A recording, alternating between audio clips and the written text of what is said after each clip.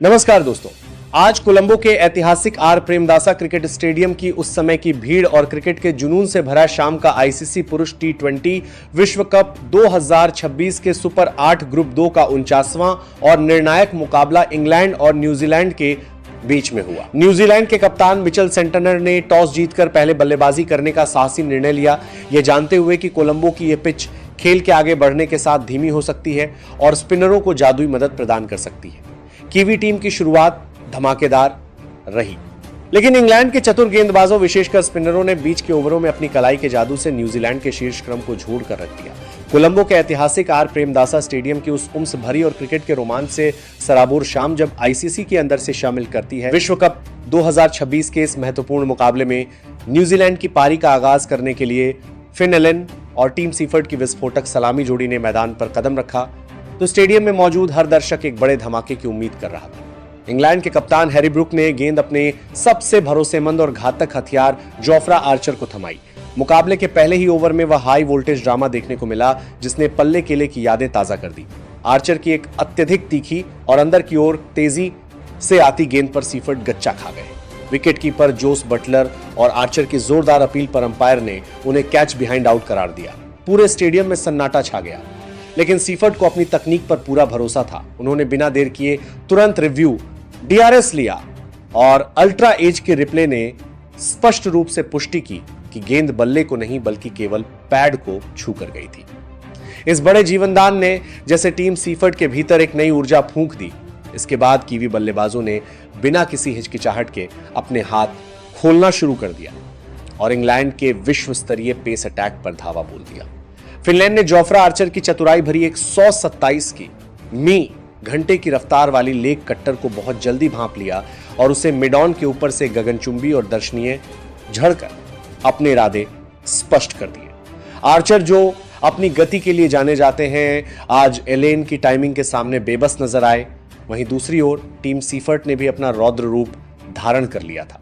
उन्होंने आर्चर के ही एक अगले ओवर में अपनी कलाइयों का जादू दिखाया और बैक टू बैक 2 शानदार चौके और एक विशाल बटोरकर पावर प्ले के दौरान न्यूजीलैंड को एक रॉकेट जैसी रफ्तार वाली शुरुआत दिलाई।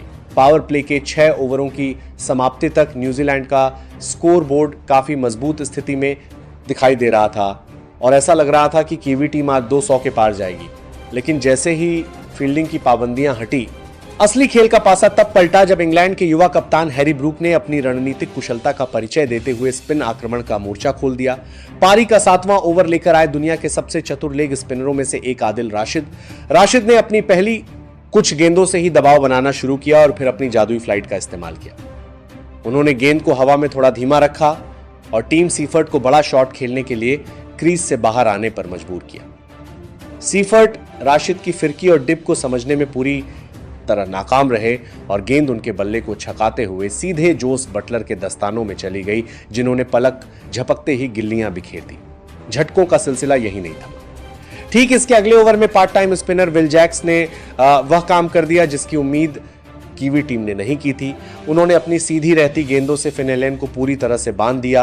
अंततः दबाव में एलन ने एक साधारण सी फ्लाइटेड गेंद को फ्लिक करने की कोशिश की, लेकिन गेंद की गति को पढ़ने में चूक कर बैठे और उसे सीधे डीप मिड विकेट की बाउंड्री पर खड़े जैकब बेथेल के हाथों में मार दिया।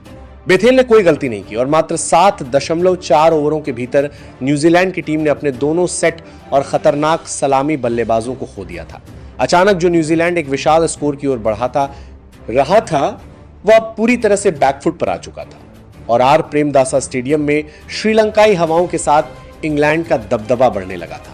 कोलंबो की उमस भरी शाम में जब न्यूजीलैंड की टीम ने अपने दोनों सलामी बल्लेबाजों को मात्र 7.4 ओवरों में गंवा दिया था, तब क्रीज पर रचिन रविंद्र और ग्लेन फिलिप्स की जोड़ी मौजूद थी। इन दोनों बल्लेबाजों पर न केवल पारी को संभालने की भारी जिम्मेदारी थी बल्कि स्कोर बोर्ड की गति को भी बनाए रखना था। ग्लेन फिलिप्स ने क्रीज पर कदम रखते ही अपने चिर परिचित आक्रामक अंदाज का परिचय दिया। उन्होंने अनुभवी लेग स्पिनर आदिल राशिद की एक गुगली को भांपते हुए मिड विकेट के ऊपर से एक अद्भुत नो लुक जड़ा। यह शॉट इतना प्रभावशाली था कि राशिद जैसे अनुभवी गेंदबाज भी अपनी लेंथ पर पुनर्विचार करने को मजबूर हो गए। फिलिप्स का यह प्रहार न्यूजीलैंड के प्रशंसकों के लिए एक नई उम्मीद लेकर आया था। हालांकि इंग्लैंड के कप्तान हैरी ब्रुक ने रणनीति में बदलाव करते हुए 11वें ओवर में अपना पहला विश्व कप मैच खेल रहे युवा लेग स्पिनर रेहान अहमद को गेंद थमाई। रेहान ने अपनी अंतर्राष्ट्रीय प्रतिभा का लोहा मनवाते हुए पारी की अपनी पहली ही गेंद पर वह करिश्मा कर दिखाया जिसकी उम्मीद किवी खेमे ने नहीं की थी। उन्होंने रचिन रविंद्र को एक बेहद सटीक और तेज गुगली डाली। रचिन ने उस पर पुल शॉट खेलने का प्रयास किया, लेकिन गेंद उम्मीद से ज्यादा धीमी रही और बल्ले के निचले हिस्से पर लगकर सीधे डीप मिड विकेट पर तैनात जैकब बेथेल के सुरक्षित हाथों में चली गई। रचिन रविंद्र 11 रन बनाकर पवेलियन लौटे और न्यूजीलैंड को तीसरा बड़ा झटका लगा। इसके बाद क्रीज पर मार्क चैपमैन आए। चैपमैन ने आते ही आक्रामक रुख अपनाया और बाएं हाथ के स्पिनर लियाम डोसन के ओवर में लगातार 2 शानदार चौके झड़कर न्यूजीलैंड पर पनाया गया बने दबाव को कम करने का एक साहसी प्रयास किया। उन्होंने कदमों का इस्तेमाल करते हुए गेंद को एक्स्ट्रा कवर और मिड विकेट की दिशा में बाउंड्री के बाहर भेजा, लेकिन इंग्लैंड का स्पिन आक्रमण आज पूरी तरह से हावी था। मैच का सबसे निर्णायक मोड़ 14वें ओवर में आया जब आदिल राशिद अपने दूसरे स्पेल के लिए वापस आए। राशिद ने अपनी फिरकी का ऐसा जाल बुना कि मार्क चैपमैन उसमें पूरी तरह उलझ गए। राशिद ने गेंद को हवा में काफी लूप दिया और उसकी रफ्तार को काफी कम कर दिया। चैपमैन बड़ा हिट कर दिया। लगाने के लालच में क्रीज से बहुत बाहर निकल आए, लेकिन गेंद की फ्लाइट और टर्न ने उन्हें पूरी तरह झुका दिया। विकेटकीपर जोस बटलर ने गिल्लियां बिखेरने में कोई गलती नहीं की और चैपमैन 15 रन बनाकर स्टंप आउट हो गए। अपनी सफलता पर राशिद ने हवा में मुक्का मारते हुए जोरदार जश्न मनाया। पारी के 15 ओवरों की समाप्ति के बाद न्यूजीलैंड का स्कोर 4 विकेट के नुकसान पर 125 रन था। कोलंबो की इस पिच पर जो अब काफी टर्न ले रही थी और गेंद रुक कर आ रही थी, रन बनाना किसी बड़ी चुनौती से कम नहीं था। ग्लेन फिलिप्स 21 गेंदों पर 32 रनों की एक अत्यंत जुझारू और संयमित पारी खेलकर क्रीज पर डटे हुए थे, जिसमें उनके 2 चौके और 1 गगनचुंबी शामिल था। उनके साथ अनुभवी डेरिल मिचेल मात्र 3 रन बनाकर क्रीज पर मौजूद थे। हालांकि न्यूजीलैंड की वर्तमान रन रेट 8.33 की थी, जो एक सम्मानजनक स्थिति की ओर संकेत कर रही थी। लेकिन इंग्लैंड के स्पिनरों विशेषकर आदिल राशिद के 2 विकेटों ने न्यूजीलैंड के मध्यक्रम की कमर तोड़ दी थी। आर प्रेमदासा स्टेडियम का ऐतिहासिक मैदान अब एक ऐसे रोमांचक और नाजुक पड़ाव पर खड़ा था जहां से मुकाबले का परिणाम किसी भी ओर मुड़ सकता था। अब सारा दारोमदार ग्लेन फिलिप्स की आक्रामकता और इंग्लैंड की डेथ ओवर विशेषज्ञों जोफ्रा आर्चर और सैम करन के बीच होने वाली कड़ी टक्कर पर टिका था। क्या फिलिप्स यहां से एक तूफानी पारी खेलकर टीम को 180 के पार ले जा पाएंगे या इंग्लैंड के गेंदबाज की भी टीम को एक मामूली स्कोर पर रोक देंगे? यह सवाल हर दर्शक के मन में गूंज रहा था। कोलंबो के आर प्रेमदासा स्टेडियम की वह रहस्यमयी और टर्न लेती पिच, जहां आईसीसी पुरुष टी20 विश्व कप 2026 का यह महामुकाबला अपने अंतिम और सबसे निर्णायक पड़ाव पर पहुंच चुका था।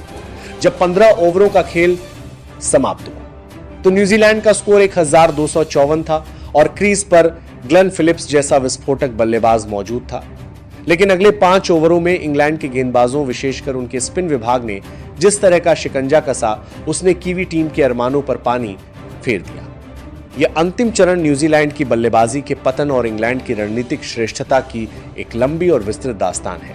कोलंबो के आर प्रेमदासा स्टेडियम की वह रहस्यमयी और टर्न लेती पिच, जहां आईसीसी पुरुष टी20 विश्व कप 2026 का यह महा मुकाबला अपने अंतिम और सबसे निर्णायक पड़ाव पर पहुंच चुका था। जब 15 ओवरों का खेल समाप्त हुआ तो न्यूजीलैंड का स्कोर 125 पर 4 था और क्रीज पर ग्लेन फिलिप्स जैसा विस्फोटक बल्लेबाज मौजूद था। लेकिन अगले 5 ओवरों में इंग्लैंड के स्पिन विभाग ने जिस तरह का शिकंजा कसा, उसने कीवी टीम के बड़े स्कोर के अरमानों पर पानी फेर दिया। पारी के 16वें ओवर की कमान इंग्लैंड के अनुभवी स्पिनर लियाम डोसन के हाथों में थी। न्यूजीलैंड के खेमे को पूरी उम्मीद थी कि मध्यक्रम के स्तंभ डेरिल के सारे स्कीवी की मिचेल यहां से अपने हाथ खोलेंगे और रफ्तार बढ़ाएंगे, लेकिन डॉस की सदी हुई और बेहद सटीक गेंदबाजी ने उन्हें क्रीज पर बांध कर रख दिया था। ओवर की चौथी गेंद तक आते आते मिचेल के सब्र का बांध पूरी तरह टूट गया। डॉसन ने एक बेहद चालाकी भरी फुल लेंथ गेंद डाली, जिस पर मिचेल ने लॉन्ग वन की बाउंड्री के ऊपर से एक बड़ा शॉट खेलने का जोखिम भरा प्रयास किया, लेकिन पिच की धीमी प्रकृति के कारण गेंद में वह रफ्तार और जान नहीं थी कि वह बाउंड्री को पार कर पाती। लॉन्ग ऑफ पर तैनात विल जैक्स ने बिना अपनी जगह से हिले डुले एक बहुत ही आसान सा कैच लपका। मिचेल मात्र 3 रन बनाकर बेहद निराश मन से पवेलियन की ओर चल दिए। उनके आउट होते ही कमेंट्री बॉक्स में यह गर्मागर्म चर्चा शुरू हो कि क्या मिचेल जैसे तकनीकी रूप से सक्षम बल्लेबाज को नंबर 6 पर भेजना न्यूजीलैंड की रणनीतिक भूल थी। अगला बड़ा झटका 17वें ओवर में लगा, जो न्यूजीलैंड के लिए इस पारी का सबसे गहरा आघात साबित हुआ। विल जैक्स ने गेंद थामी और उनके सामने खड़े थे न्यूजीलैंड के सबसे खतरनाक बल्लेबाज ग्लेन फिलिप्स। जैक्स ने बड़ी दिलेरी दिखाई और गेंद को हवा में काफी लूप देते हुए बिल्कुल स्लॉट में फेंका। फिलिप्स इस सुनहरे लालच में आ गए और उन्होंने लेग साइड की ओर एक जोरदार हैव प्रचंड प्रहार करने की कोशिश की, लेकिन जैक्स की गेंद की जादुई फ्लाइट ने उन्हें पूरी तरह छका दिया। फिलिप्स गेंद की लाइन से काफी दूर रह गए और उनके स्टंप्स किसी खिलौने की तरह बिखर गए। फिलिप्स 28 गेंदों पर 39 रनों की एक जुझारू पारी खेलकर आउट हुए। मैदान छोड़ते समय उनके चेहरे के हाव भाव साफ बता रहे थे कि वे गेंद को सीधा खेलना चाहते थे, लेकिन अंतिम क्षण में निर्णय बदलकर गलती कर बैठे। इसी के साथ न्यूजीलैंड की 180 के पार पहुंचने की उम्मीदें लगभग धराशायी हो गई। इसके बाद 18वें और 19वें ओवर में कोल मैकेन्की ने अकेले दम पर कुछ संघर्ष दिखाने की कोशिश की। उन्होंने विलाद जैक्स की गेंद पर घुटने टिकाकर एक शानदार और कड़क स्वीप शॉट खेला, जो बाउंड्री के पार 4 रनों के लिए गया। इस चौके ने न्यूजीलैंड के गिरते हुए स्कोर को थोड़ी गति तो दी, लेकिन कीवी टीम के लिए सबसे बड़ी मुश्किल यह थी कि दूसरी तरफ से कोई भी बल्लेबाज टिककर उनका साथ नहीं दे पा रहा था। मैच का अंतिम और 20वां ओवर लेकर आए इंग्लैंड के युवा लेग स्पिनर सनसनी रिहान अहमद। इस अंतिम ओवर में दर्शकों को भरपूर ड्रामा देखने को मिला। ओवर की दूसरी गेंद पर मैकेन्की ने लॉन्ग ऑन की दिशा में एक लो फुल टॉस गेंद को फ्लिक किया। वहां तैनात टॉम बेंटन ने फील्डिंग में एक बड़ी चूक कर दी और गेंद उनके हाथों को छकाती हुई सीमा रेखा के पार चौके के लिए चली गई, लेकिन रिहान अहमद ने अपना हौसला नहीं खोया। अगली ही गेंद पर उन्होंने एक क्लासिक लेग स्पिन डाली। मैकुनकी एक बार फिर क्रीज से बाहर निकलकर बड़ा शॉट मारना चाहते थे, लेकिन वे गेंद की जादुई टर्न से पूरी तरह मात खा गए। गेंद मिडिल और लेग पर पिच होने के बाद तेजी से घूमी और उनके ऑफ स्टंप को उखाड़ दिया। मैकुनकी 14 रन बनाकर आउट हुए और सीधे ड्रेसिंग रूम की ओर बढ़ गए। पारी की बिल्कुल अंतिम गेंद पर न्यूजीलैंड के कप्तान मिचेल सेंटनर ने अपना जलवा दिखाया। रिहान की अंतिम गेंद को उन्होंने पहले ही भांप लिया और लॉन्ग ऑफ के ऊपर से एक गगनचुंबी और दर्शनीय जड़कर पारी का शानदार अंतमान किया। इस अकेले की बदौलत न्यूजीलैंड ने निर्धारित 20 ओवरों में 1697 का एक ऐसा स्कोर खड़ा किया जिसे इस पिच पर लड़ने लायक कहा जा सकता था। पूरी पारी के दौरान न्यूजीलैंड ने 7.95 की रन रेट से रन बनाए। अंतिम 5 ओवरों में इंग्लैंड के स्पिनरों ने कीवी बल्लेबाजों को खुलकर हाथ खोलने का एक भी मौका नहीं दिया। आदिल राशिद ने अपने कोटे में 28 रन देकर 2 महत्वपूर्ण विकेट झटके, जबकि रिहान अहमद ने भी 29 रन देकर 2 सफलताएं हासिल की। आर प्रेमदासा स्टेडियम की यह लाशित पिच अब पूरी तरह से स्पिनरों के पक्ष में बातें कर रही थी। 160 रनों का यह लक्ष्य इंग्लैंड के लिए कतई आसान नहीं होने वाला था, विशेषकर तब जब न्यूजीलैंड के पास मिचेल सटनर और ईस्ट सोडी जैसे विश्वस्तरीय स्पिनर मौजूद थे। मुकाबला अब एक ऐसे रोमांचक मोड़ पर पहुंच चुका था जहां इंग्लैंड की लंबी बल्लेबाजी लाइनअप और न्यूजीलैंड की फिरकी के बीच एक भयंकर महासंग्राम होना तय था।